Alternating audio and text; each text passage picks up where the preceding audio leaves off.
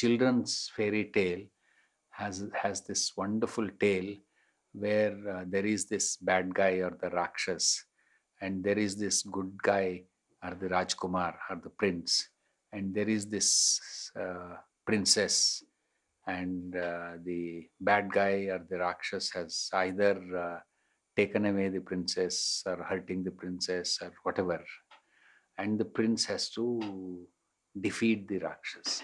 So the prince sends a lot of large amount of arrows and gives blows, and still the Rakshas is not dying. In fact, is growing.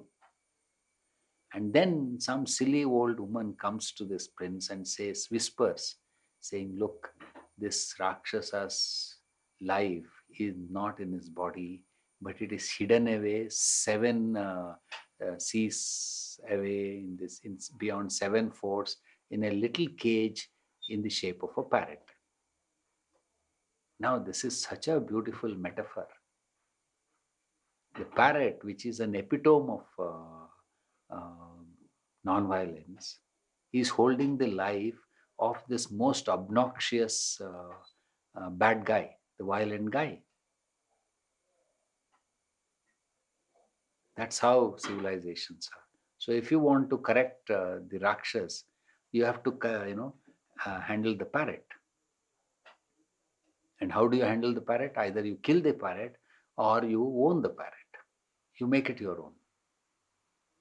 Owning the parrot means, by owning the parrot, you will tell the bad guy that, look, if you still insist on being bad, I'll have to hurt the parrot. I don't want to hurt the parrot. This parrot is a very, very non-violent being. I want to make friends with this parrot. But you are not allowing it. You are misusing that. So reform.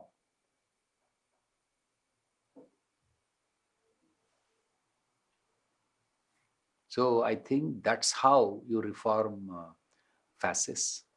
That's how you reform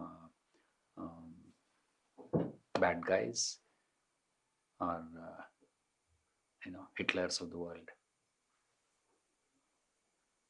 Individuals couldn't have done that, but nations could have done that. But nations did not do that. I think I would like to write a story where the story will not end with the prince killing the parrot. That's a silly way of ending it. The prince takes the parrot into his protection and starts having a dialogue with the beast or the Rakshasa and says, "You will have to reform. I'm sorry." And then the Rakshasa will say, ask 100 questions. You are also not reformed. You are also doing this and all that.